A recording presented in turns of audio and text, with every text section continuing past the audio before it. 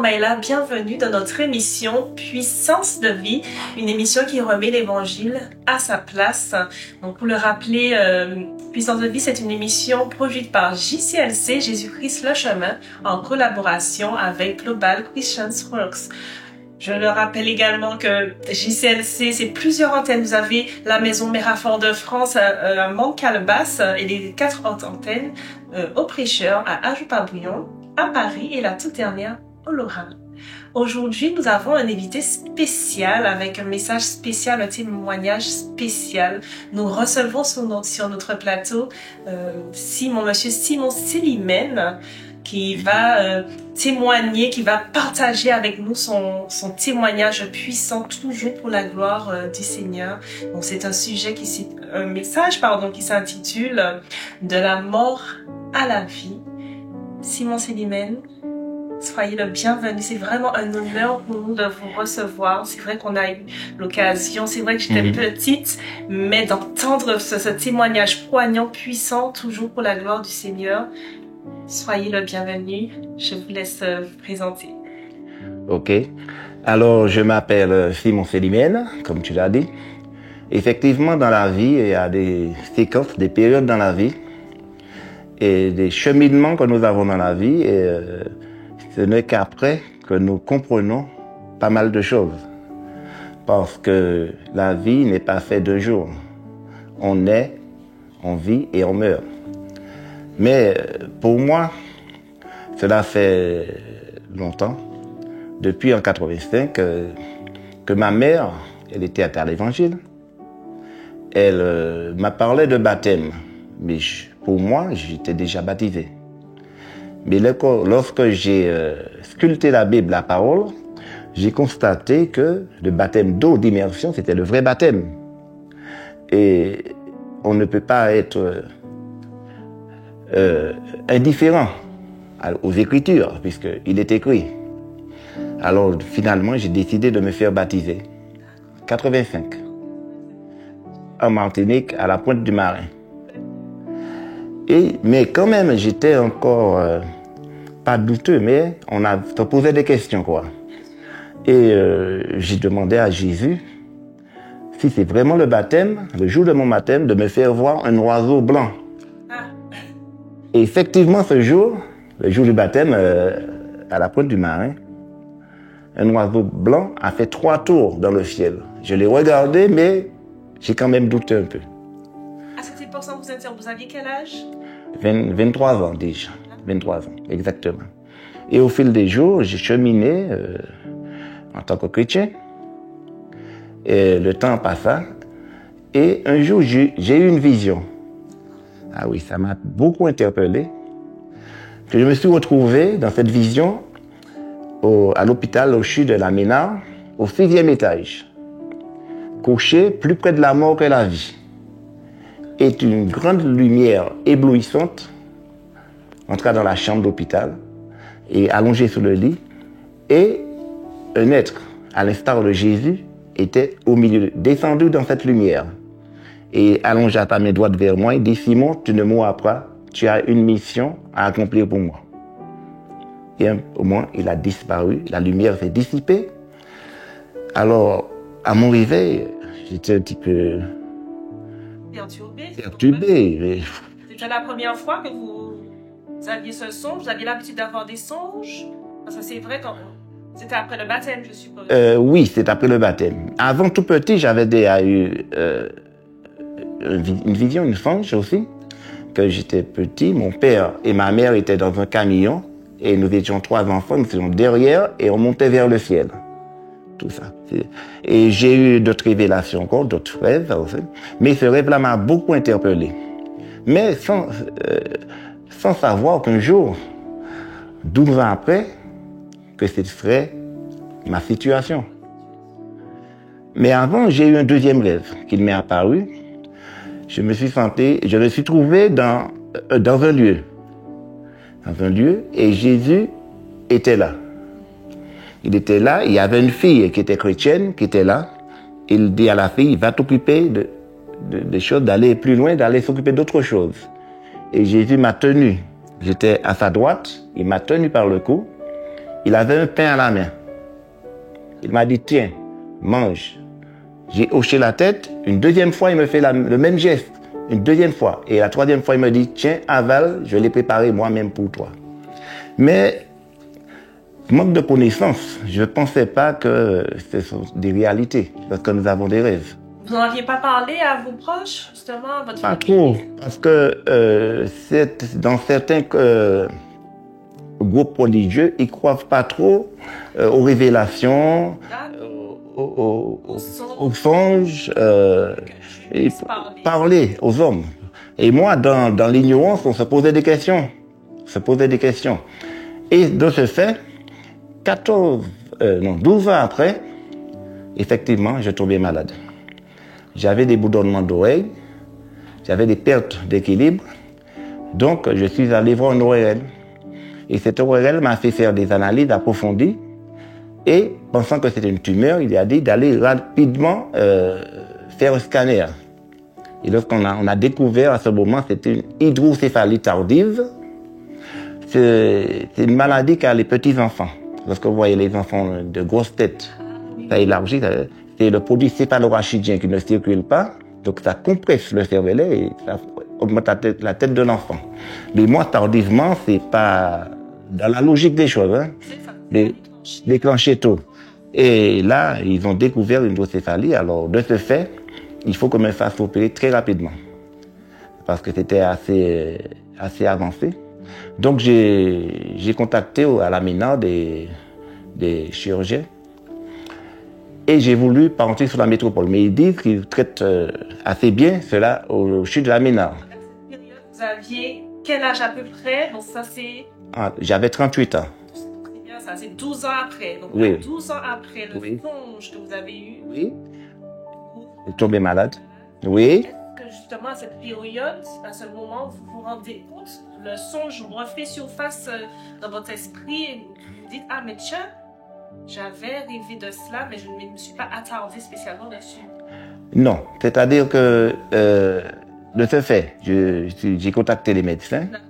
Ils ont dit qu'ils vont intervenir parce qu'il fallait vite. C'est bien longtemps après que je me suis rendu compte de cela. Hein.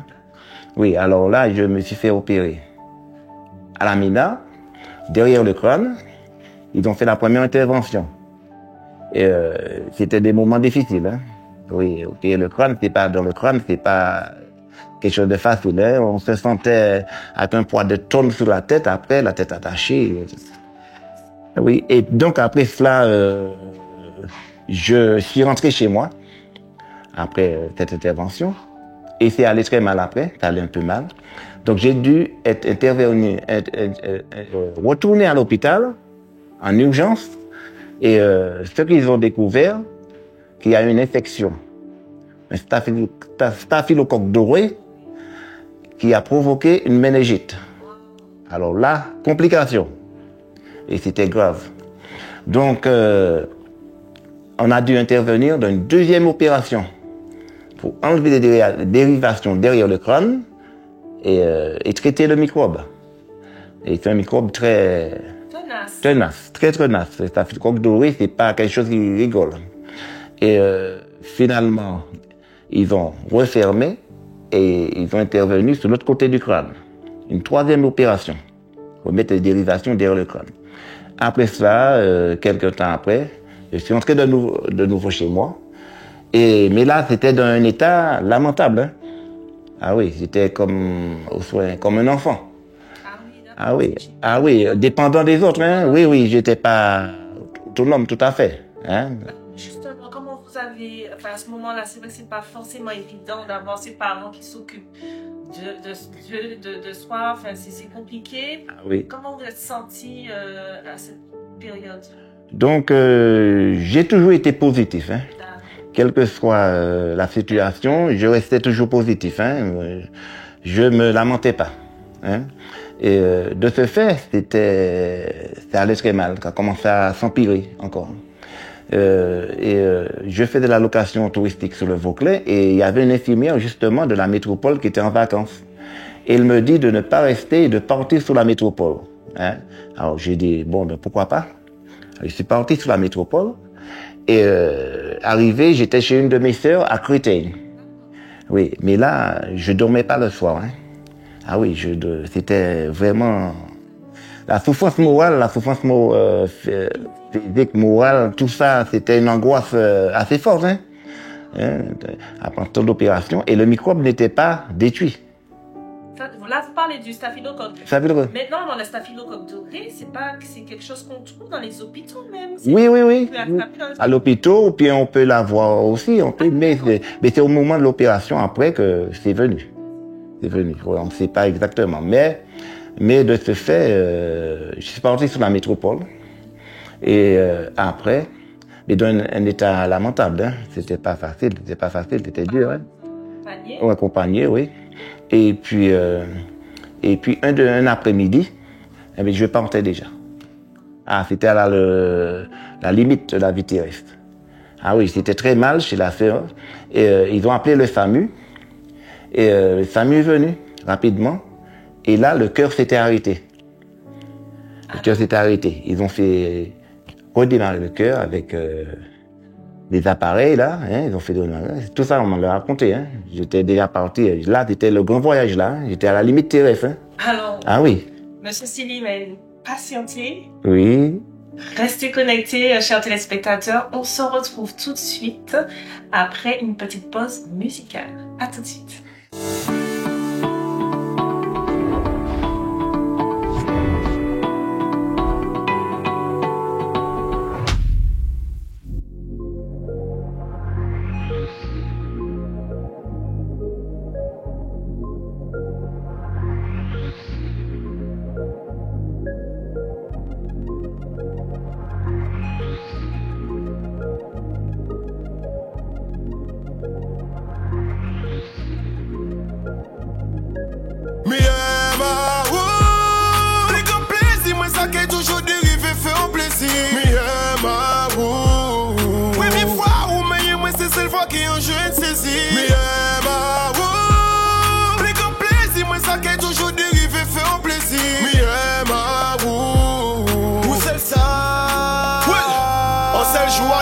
Ça divine addictif. Boum, ça mani bon ça pas fictif. On l'amour agapé ou fait des moyens l'autre victime. Yo peut pas comprendre moi donc yo déduit comme un mystique. Arrivé satisfait au sang bagaille pas à s'y porter. C'est pour ça compagnie ou toujours essentiel. N'a moyen détresse mais boussole là pas changer cap. C'est pas pour garder la ligne les mains levées c'est dans ciel ou c'est ce coup mais.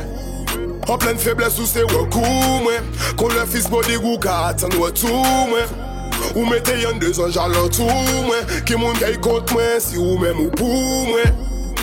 Ou j'en lasse montrer moi que c'est ou qui a contrôle, c'est pour ça pas qu'à pète fois.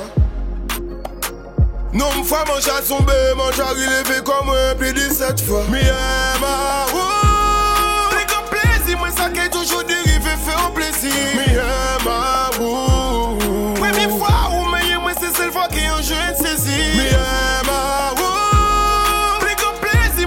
Toujours dérivé fait un plaisir. Mi ma ou c'est ça. Si mon lait est agréable, mon peut pas abandonner la foi. En la moment les c'est mal et à bousser Jésus moi j'ai ouvert la fin. Dilemma les exprimer l'offre, moi bon mais ça qu'arrive qu'est mon maladroit. Ou pas qu'à jeter moi. Même à des moments qu'elle m'en parle là-bas, faut que savent que pas ni de con. On peut dire qu'elle ou authentique, en cas de carreau flamme. Qu'on s'y ment, c'est romantique. On les plumes David pour écrire bas en locantique. Si on perd le prix, à quoi bon man égocentrique. On s'est rich king là, encore à part. Ou ça avant qu'elle suive Chimon chaque jour pas à pas. On les rete connecté qu'on avatar. Ou tirer moi dit la mort qu'on fait balazar. Ma moi ça qui est toujours dérivé fait un plaisir. Mi ma ou, première fois ou meilleur moi c'est celle fois qui en jeu de saisir. Mi ma ou, plus comme plaisir moi ça qui est toujours dérivé fait un plaisir. Mi ma ou c'est ça.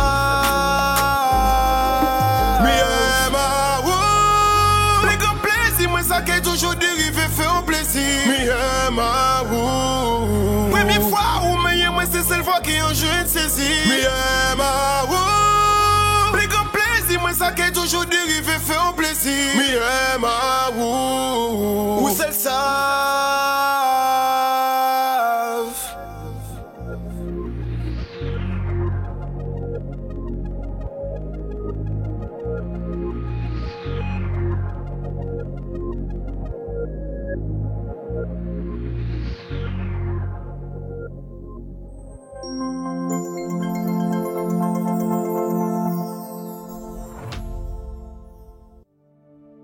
De retour sur notre plateau Puissance de vie, je vous le rappelle, c'est une émission qui remet l'évangile à sa place. Aujourd'hui, nous recevons sur notre plateau Monsieur Simon Célimène. Donc aujourd'hui, un nouveau thème, toujours pour glorifier le Seigneur, donc de la mort à la vie.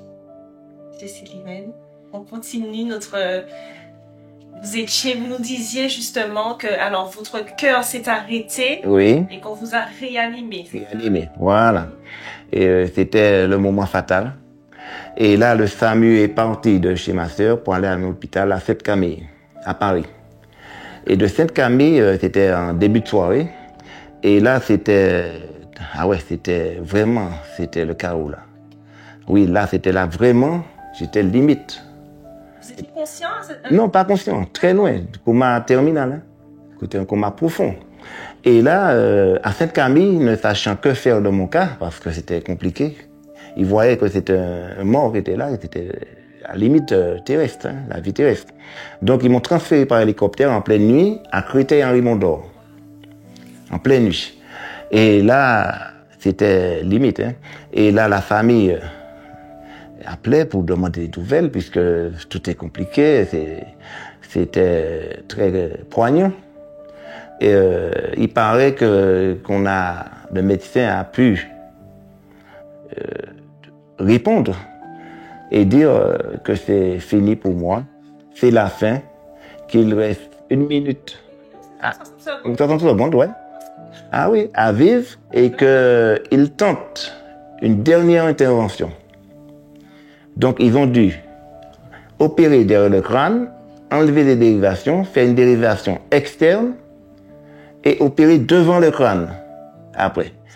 Et là, c'était fini. Il a dit c'est fini, il ne va pas s'en sortir. Si toutefois je m'en sors, c'est sous le lit hospitalisé toute ma vie.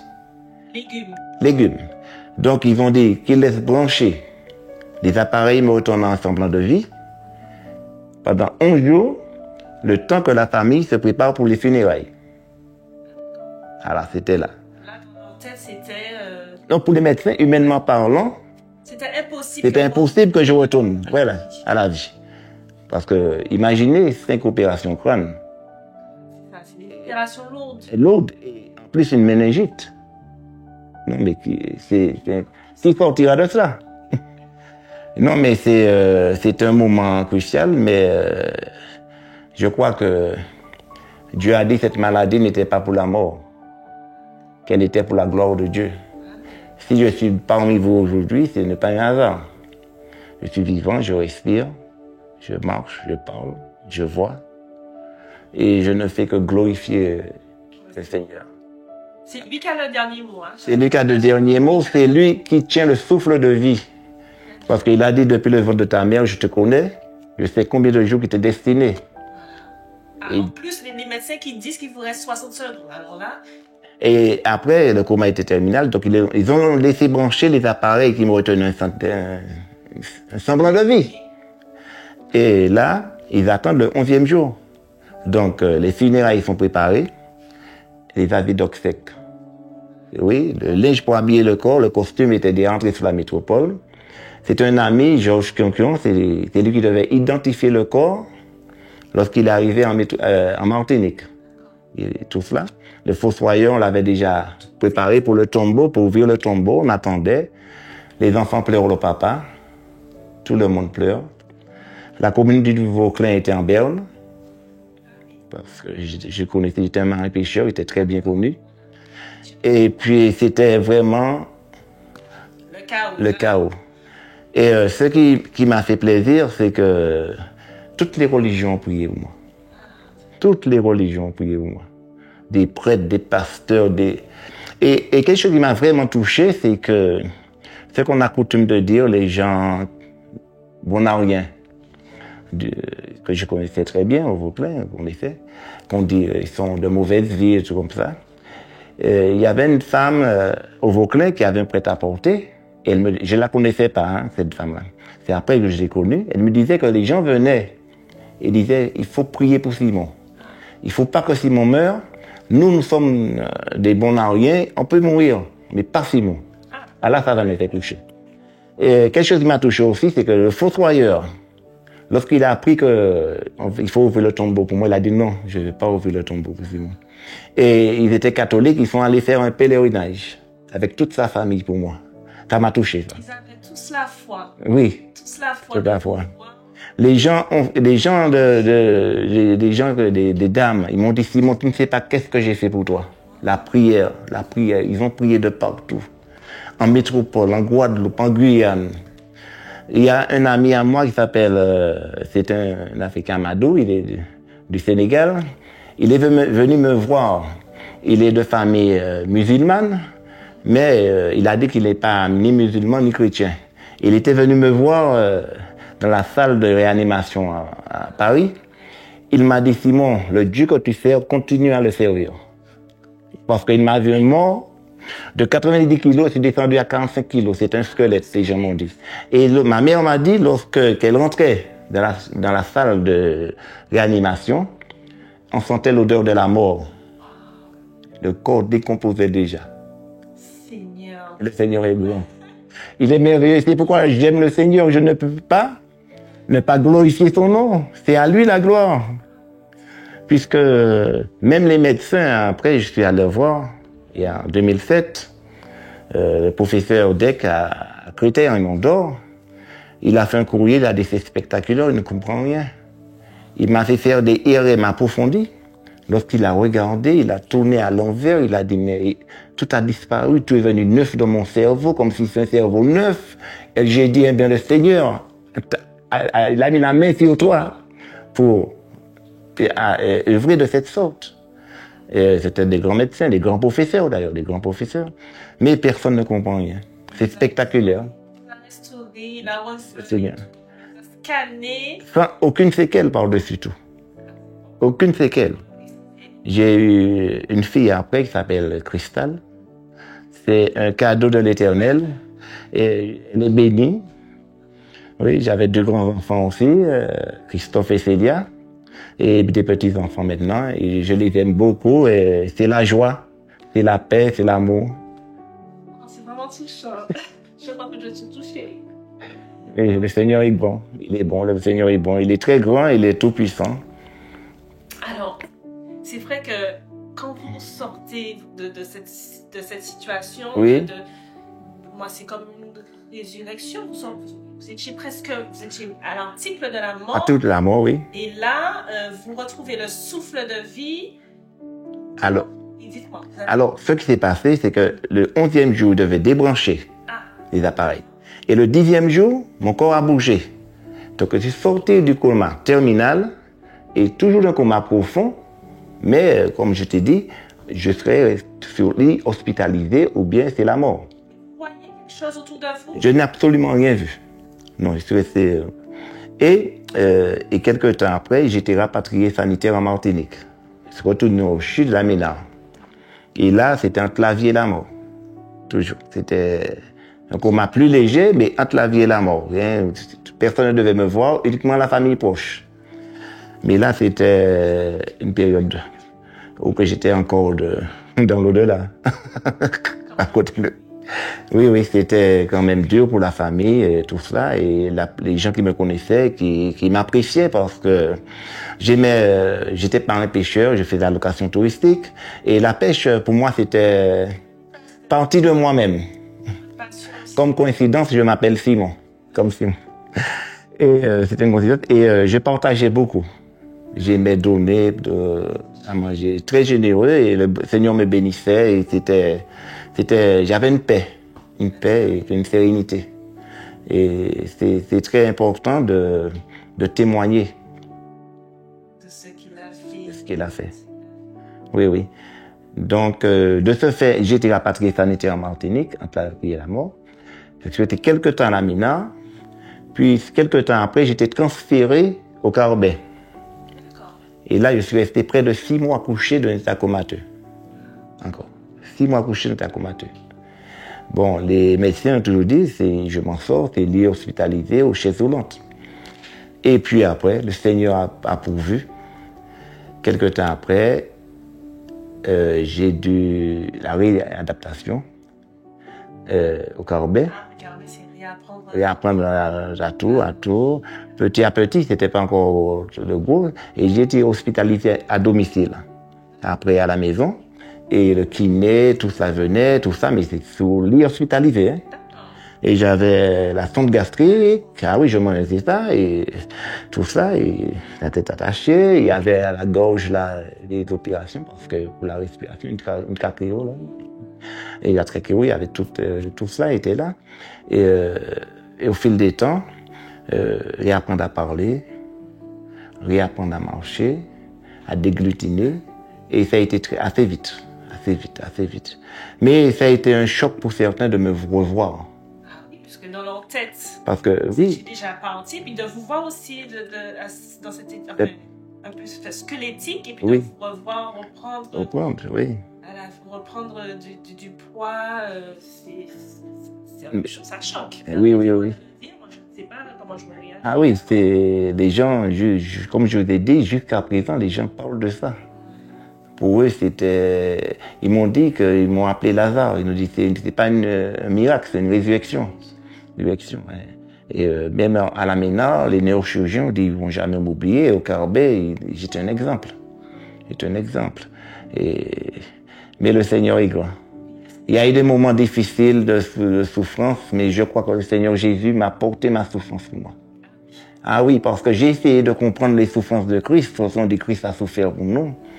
C'est parce que j'ai eu toutes les traces sur deux traces là, et j'ai été percé là aussi. J'ai essayé de comprendre les souffrances de Christ. Et j'ai compris, Seigneur, c'est comme ça que tu as souffert pour nous. Et non, j'ai pas encore souffert. Et ça a donné force de reprendre goût à la vie. Et même lorsque au Caraïbes, je reprenais surface, j'essayais de voir où est-ce que j'étais. Je savais pas combien de temps j'étais couché là. Et je faisais surface sur terre, en présence.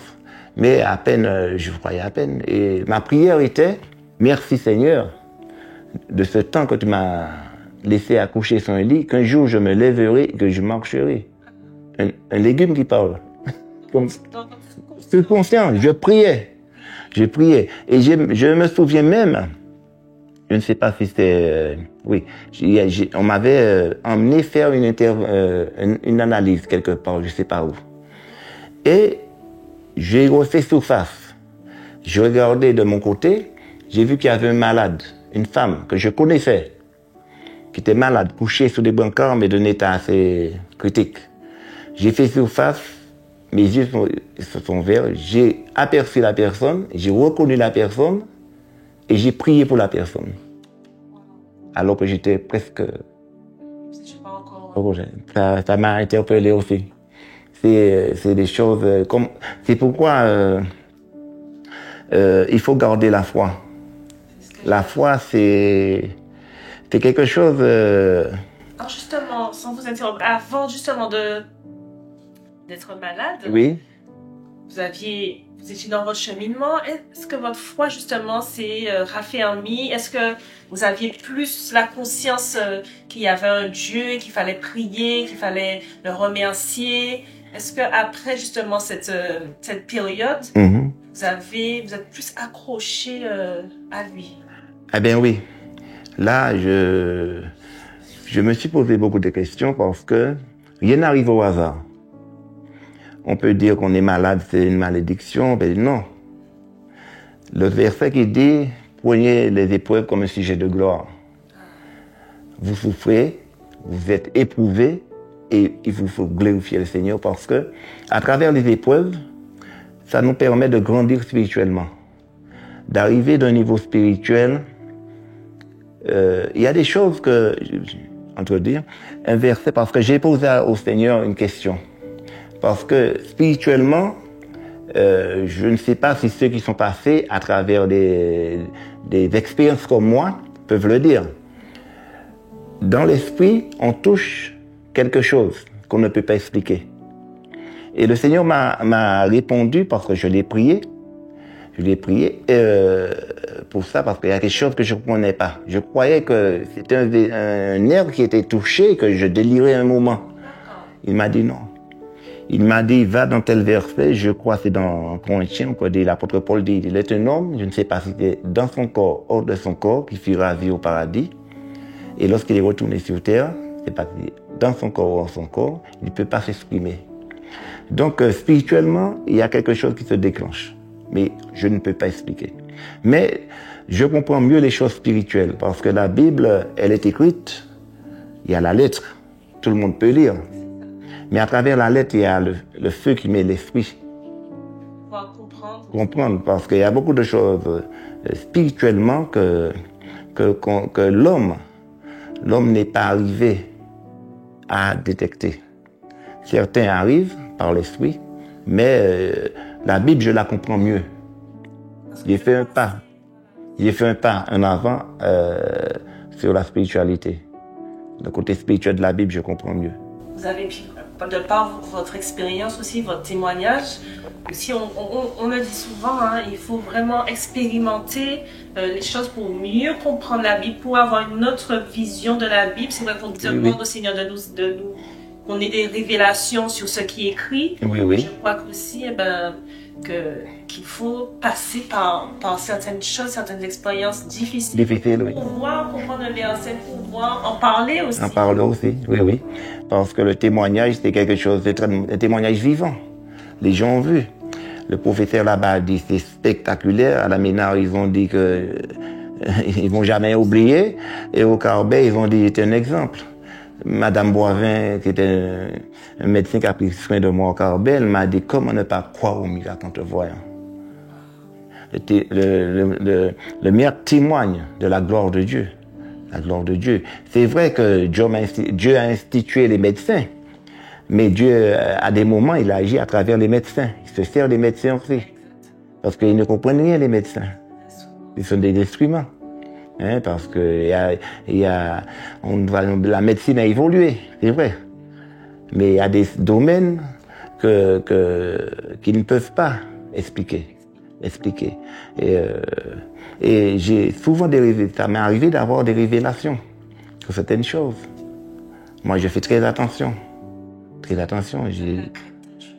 Là, je crains le Seigneur et je l'aime beaucoup. Je le prie tout le temps, je me lève la nuit, prier, le remercier, le louer. Souvent, nous prions, nous demandons, et Dieu n'est pas seulement un libre service.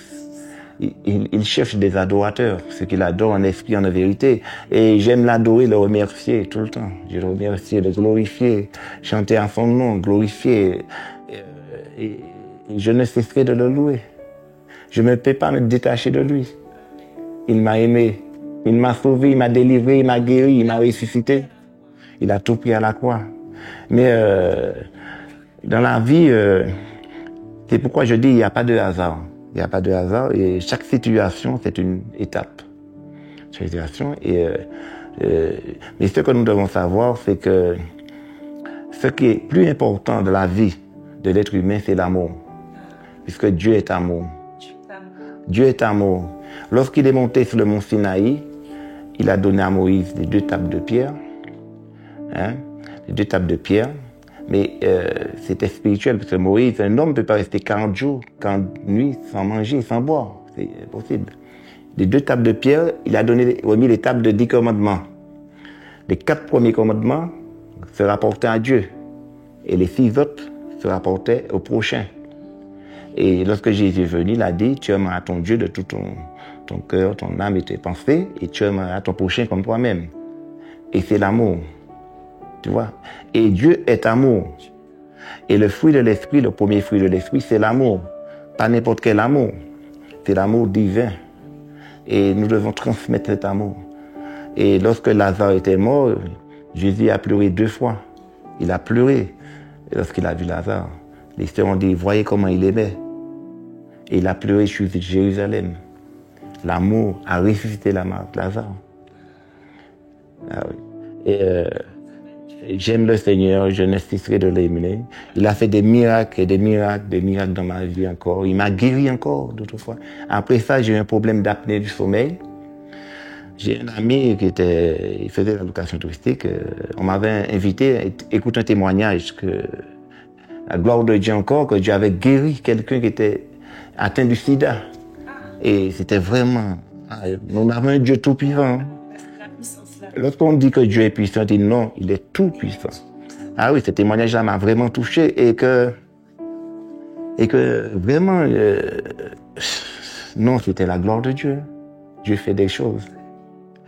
Et là, j'ai dit, pasteur, j'ai la foi en Dieu, prie pour moi. Et j'étais guéri. J'étais guéri, mais je te dis vraiment, j'étais chez moi et je faisais la location et un de mes locataires me dit, mais tu as l'apnée? Moi aussi j'ai l'apnée, mais on t'a pas convoqué au Carbet? Je dis non. Il dit, mais pourquoi tu vas pas voir? Je suis allé, effectivement, ils m'ont convoqué.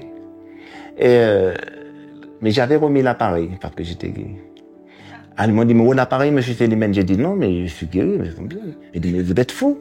Une façon de dire, on parle directement, mais ça va pas. Parce que j'ai une apnée assez forte et tu peux mourir, hein, étouffé. Hein. Alors ils m'ont dit, bon, ce qu'on peut faire pour vous, on va vous faire rentrer au Carbet, faire des analyses pendant une soirée. Et je suis entré, ils ont mis des appareils sur tout le corps. Et puis il y avait un homme qui était dans la chambre avec moi. Et ils ont mis des électrodes sur le nez, sur la tête, tous les trucs, et puis l'appareil qui dort sur l'estomac pour lire le sommeil. Et le matin, ils viennent récupérer des appareils qui ont lu le sommeil.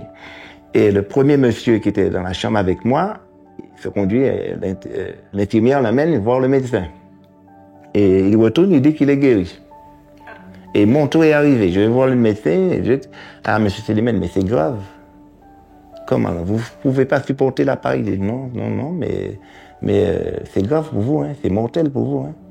Vous faites l'apnée, vous faites, je sais pas combien d'apnée par, mais c'était très grave. Il dit, c'est comme si vous faites la plongée sous-marine toute la nuit. Et c'est mortel pour vous, monsieur Célimène.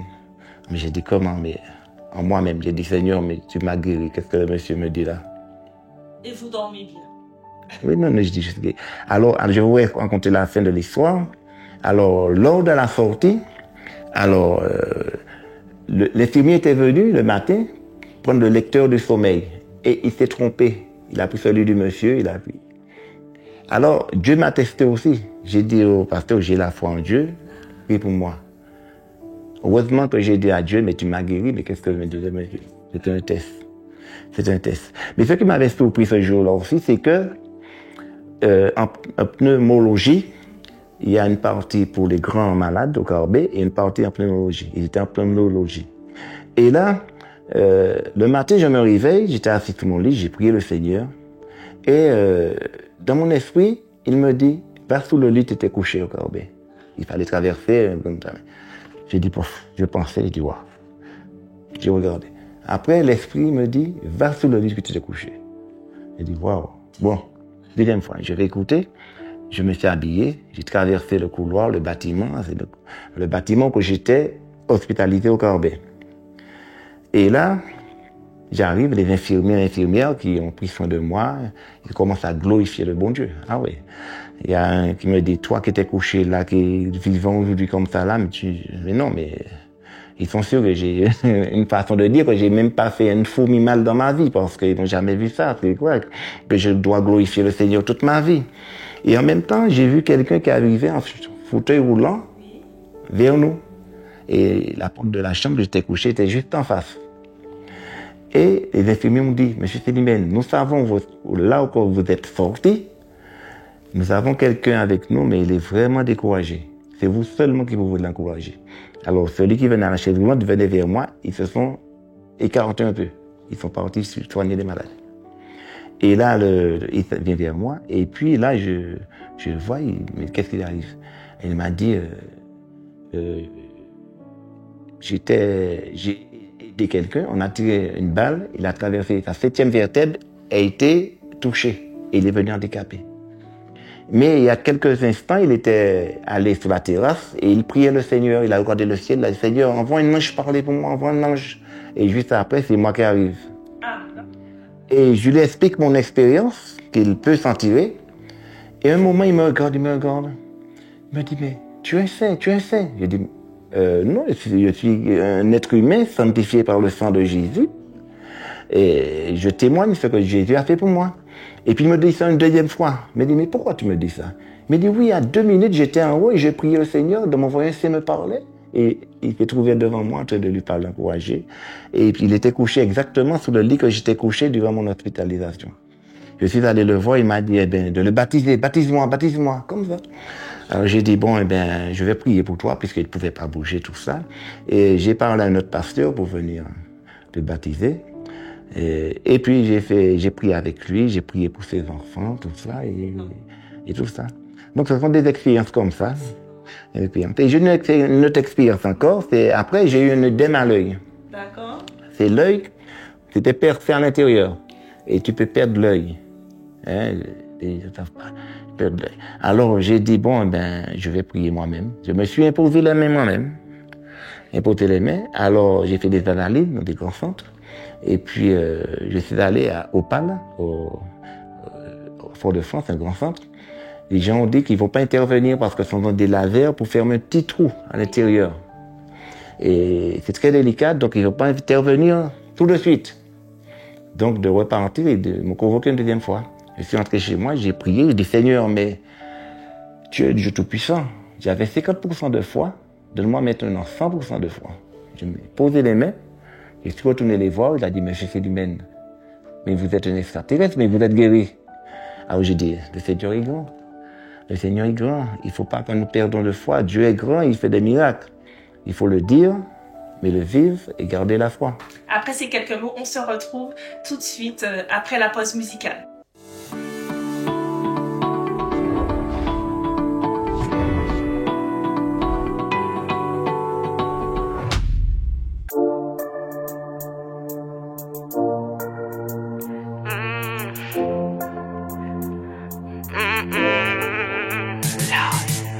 Quittez-moi chanter en live, son talent qui est placé à dans l'autre level. Pendant que bagaille qui a pété en île, ville. Bon Dieu qui a dit, mais reste tranquille. Car contrôle toute bagaille, c'est lui qui. Joke le man et puis nous, non réel feeling. Il bat nos autorités en l'air, tout qu'elle s'évie l'esprit. C'est lui qui a contrôle. Devant il s'attend qu'à prendre la vol. Sorti là qui pour envoler. Mi c'est qu'arrêté au sol. Nous péquer désolé. Soldats nouillés, bon Dieu, bah nous victoire, ô Seigneur de la vie, victoire, ô Dieu de l'infini, victoire, au nom de Jésus-Christ, victoire. Pour le Saint-Esprit. Parole l'a dit, tiens, mais fermez en cette vérité à habiller quoi, et puis qui rend justice, la mettez soulier, évangile la paix, point bouclier fort, et puis nous s'éteindre tous frais en flamme, manière pour aussi qu'à salut, et puis l'esprit à qui c'est parole, abondé, parole, abondé, victoire, ô Seigneur de la vie, victoire, ô Dieu de l'infini, victoire, au nom de Jésus-Christ, victoire. Allez, prenez la victoire ce soir sur vos vies. Prenez la victoire ce soir. Vous prenez la victoire ce soir. Vous piétinez l'ennemi. C'est sûr, vous prenez la victoire ce soir. Je ne veux pas voir des personnes assises là. Parce que le Seigneur, il n'est pas mou. Le Seigneur, il n'est pas mou. Le Seigneur, il est bon. Il a fait de bonnes choses dans vos vies. Alors, debout, louez-le, louez-le. Il mérite toute la gloire. Alléluia, Seigneur. Ensemble, nous qui river, nous qui liter, nous qui river, nous qui liter, nous qui river, nous qui liter, nous qui river. C'est vrai combat, nous c'est combat, vrai combat. Ah, pas ni pièce de time, fait le beau gosse, en Niger c'est la cause. Pas ni baguette de gosse là, Daniel t'es qui a pris en force là. Et puis bon Dieu, au pas qu'arrêter féroce. Sorti là, on l'a prié contre David, nous qui d'être tout colosse là. Ensemble, nous ni plus force ça. Big up tout frangin qui ni oligos là.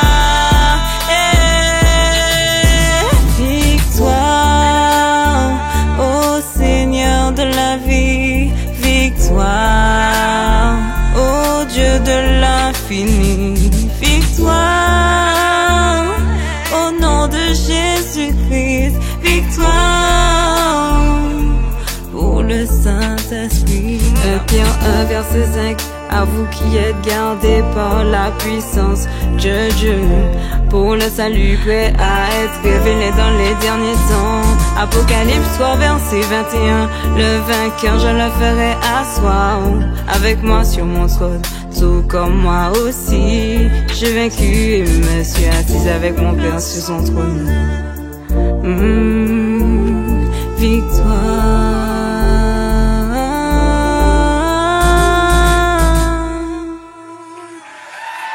Merci Seigneur, toute la gloire revient à Dieu. Merci. Palguido, nos palguido.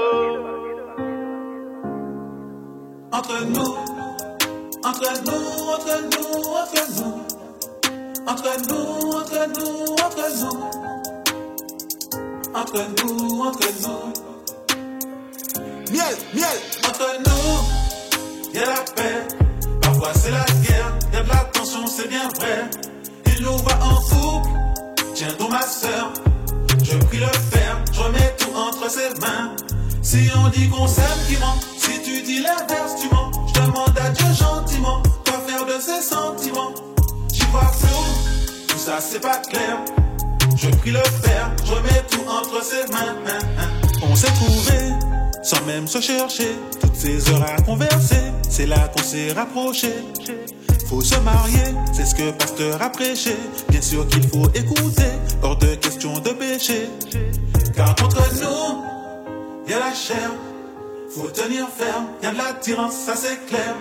Il nous va en couple, tiens donc ma soeur, je prie le Père, je remets tout entre ses mains. Si on dit qu'on s'aime, qui ment? Si tu dis l'inverse, tu mens. Je demande à Dieu gentiment, quoi faire de ses sentiments? J'y vois flou, tout ça c'est pas clair. Je prie le Père, je remets tout entre ses mains.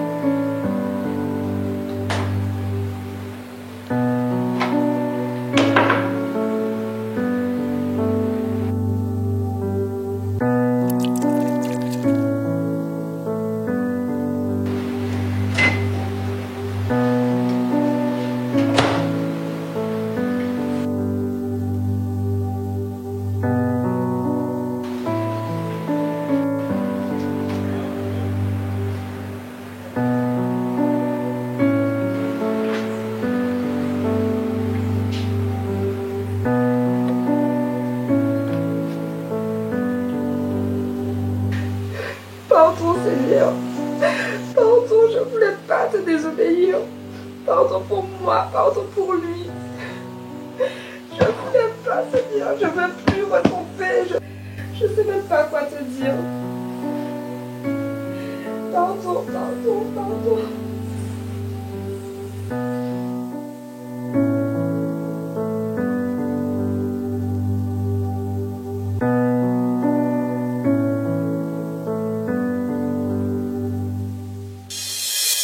Et si on tombe ou qu'on se relève, de vos disciples peuvent être mauvais élèves. La repentance, c'est que ça qui élève. J'ai aimé entendre cette prière de tes lèvres. En bouille sur embrouille, après on fait la trêve. C'est grâce à l'esprit, si la chair est en grève. T'as la bague au doigt quand je te vois dans mes rêves. C'est moi qui la mets, c'est moi qui l'enlève. Compliqué, faudrait m'expliquer. C'est compliqué, j'ai beau prier, j'ai du mal à clarifier. Père intervient, sinon j'en vois tout valser. La conduite appropriée est dans lequel de tes versets. Compliqué, faudrait m'expliquer. J'ai beau prier, j'ai du mal à clarifier. Père intervient, sinon j'en vois tout valser. La conduite appropriée est dans lequel de tes versets.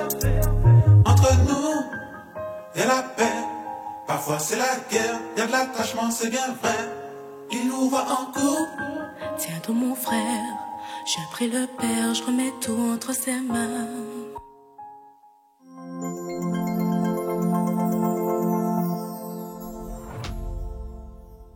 De retour sur notre plateau, toujours avec Monsieur Simon Célimène qui nous a livré son témoignage, un témoignage vraiment puissant, toujours pour la gloire du Seigneur. Pour ceux et celles qui nous rejoignent, nous sommes toujours dans l'émission Puissance de vie, une émission qui remet l'évangile à sa place. Nous allons clôturer cette émission avec quelques mots. Simon Célimène, pouvez-vous dire, partager avec un téléspectateur qui nous regarde, quelqu'un qui probablement est actuellement dans un lit d'hôpital et qui a perdu la foi, qu'est-ce que vous pouvez lui dire pour justement rebooster sa foi, rebooster sa vie? La vie.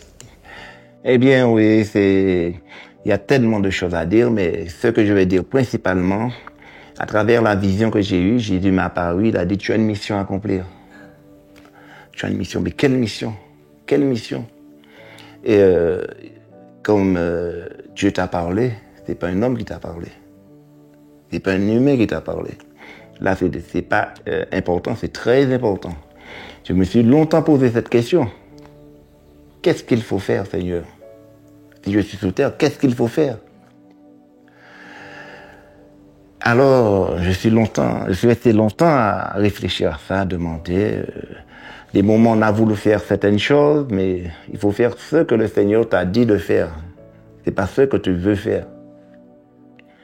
Et ce n'est qu'en 2016, dans une vision, il m'a montré la statue de Nebuchadnezzar. Et il m'a montré que la petite pierre qui va frapper les pieds de la statue est déjà décochée dans le ciel. Ah, mais c'était terrible, hein, cette vision-là. Et est en train de descendre. Et ce qui symbolise le retour de Jésus. Il est en train de descendre. Il est déjà décoché. C'est spirituel, ça, hein, tu peux. Oui. Et alors, dans la vision, j'ai dit, bon, eh bien, j'irai témoigner partout. Il n'a pas dit, pas seulement témoigner. Va dire que je suis en train de retourner et je suis plus près que vous ne le pensez. J'ai dit, waouh. Alors, ce que je peux dire à tous ceux qui me regardent, que nous vivons dans un temps particulier que les prophètes et les disciples des apôtres de Jésus ont voulu voir. Un temps particulier. Effectivement, Dieu veut notre guérison physique, mais surtout notre guérison spirituelle. Lorsque nous voyons dans les épîtres de Luc 17, les 10 lépreux qui ont demandé la guérison, et un seul est venu remercier le Seigneur. Un seul est sauvé parmi les deux qui ont demandé la guérison. Dieu ne veut pas guérir seulement le corps, parce que le corps c'est pour la poussière, mais ton esprit et ton âme, c'est pour l'éternité. Et c'est ce que Dieu veut guérir principalement. Alors, quelle que soit la personne qui regarde, après cette vie sur terre, nous avons une autre vie. La vie ne s'arrête pas là. C'est une limite. Et nous continuons de l'autre côté du rideau pour la fin. Et c'est ce qui est important. Ce corps-là ira vers la terre. Mais ton âme et ton esprit, où ira-t-il? Ce que je dis à toute personne, de chercher premièrement le royaume et la justice de Dieu, et toutes choses lui seront données. Chercher à guérir ton âme. Ton corps peut être guéri selon ta foi. Il faut garder la foi surtout, la foi, la faire grandir. Parce qu'elle peut diminuer, augmenter, la faire grandir. Et garder le cap sur Jésus. Très bien. Merci. Merci à vous, Simon Célimène, d'avoir accepté cette invitation. Merci. Nous avons passé un excellent moment en votre compagnie. Un témoignage vraiment puissant pour la gloire du Seigneur. Et nous remercions également le Saint-Esprit. Nous remercions Jésus de nous avoir donné le souffle de vie, de nous permettre également d'être qui nous sommes, de pouvoir témoigner aussi de ce qu'il fait dans nos vies. pour nous. Nous arrivons à la fin de notre émission. J'espère que vous avez été bénis. Nous avons passé un excellent moment aujourd'hui. En tous les cas, n'hésitez pas à nous contacter si vous avez besoin de prière, si vous avez besoin d'échanger, de communiquer avec nous. N'hésitez pas à nous contacter. Le numéro s'affichera juste en bas de l'écran. Vous nous envoyez un SMS et on se fera un plaisir de vous rappeler. Je vous rappelle également que nous sommes visibles tous les dimanches sur Télé Antilles, l'émission Puissance de vie sur Télé Antilles à partir de midi sur les chaînes Freebox, Bbox et Orange. Pour la Martinique, c'est la chaîne 38. On se retrouve la semaine prochaine pour un nouveau sujet. En attendant, nous vous envoyons un maximum d'amour, du soleil. Je sais qu'en ce moment, il fait très froid en France. Donc, nous vous envoyons des bisous chaleureux, de 5 bisous chaleureux et de la force et puis de l'encouragement aussi. On se retrouve la semaine prochaine pour un nouveau numéro, pour un nouveau sujet. Je vous dis à bientôt. Bye bye.